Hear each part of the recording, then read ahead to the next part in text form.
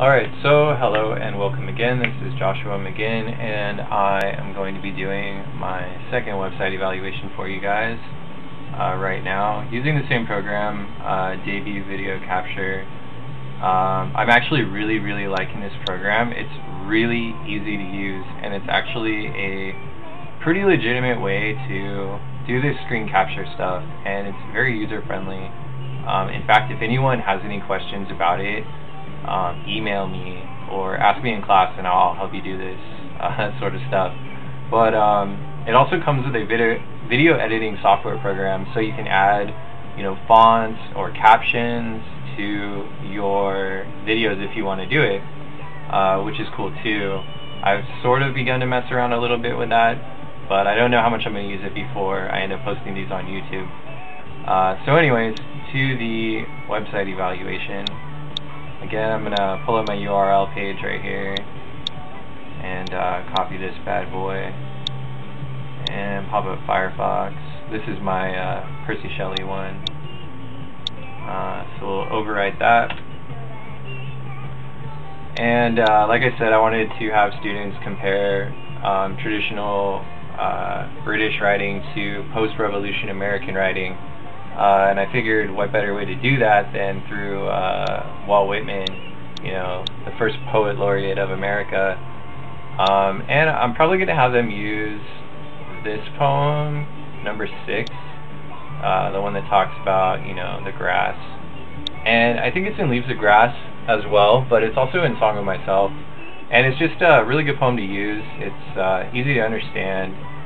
But you can actually see that it doesn't have a definite rhyme scheme, nor does it have 5 lines per stanza or anything like that. It actually breaks a lot of traditional conventions, which is what which is what the authors were trying to do after they broke away from the mother country. They were really trying to get away from that British convention of poetry that we had running for so long, and make kind of a distinct American literature. The reason that I picked up this site was essentially also the same reason that I chose the other one. There are limited ads. One is an Amazon ad for books, pals.com for out-of-print books, and then this Poet Market thing. And on the left side we have this click on the bonsai for the next poem, which will give you kind of a random poem. It actually has some useful links that students may be able to actually use. For instance, poem indexes, poets, editors' poems, poetry places, Day Poems favorites, which is, the website Day Poems. These are probably the ones that people really like. Bipolar poetry.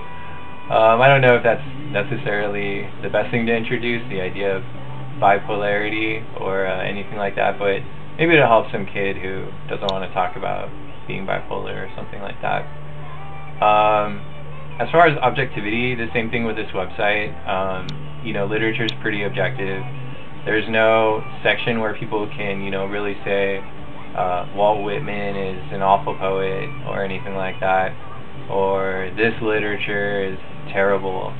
It's all just his works in Song of Myself. And if you scroll to the bottom, it's pretty current as far as, actually 2001 to 2005.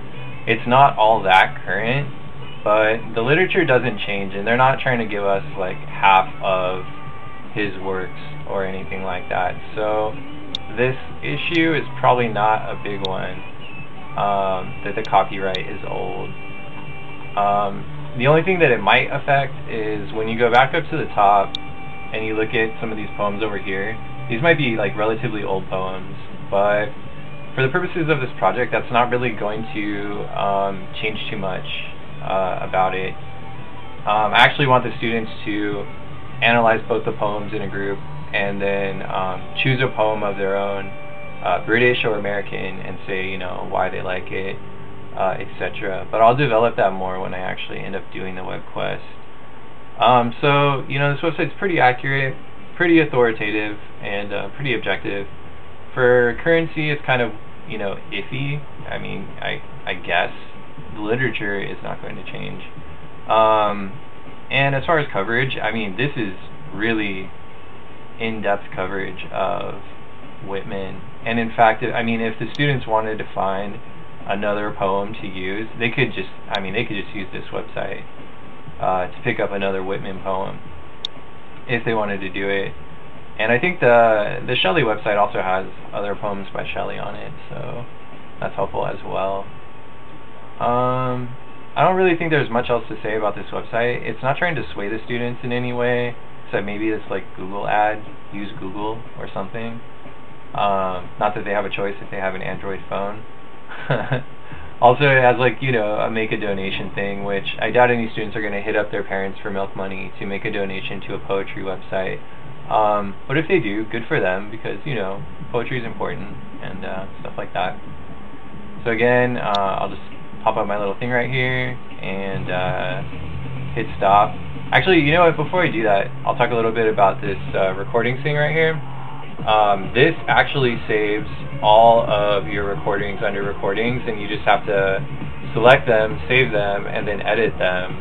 So this will actually compile all of your screen capture videos into one area. It's pretty helpful.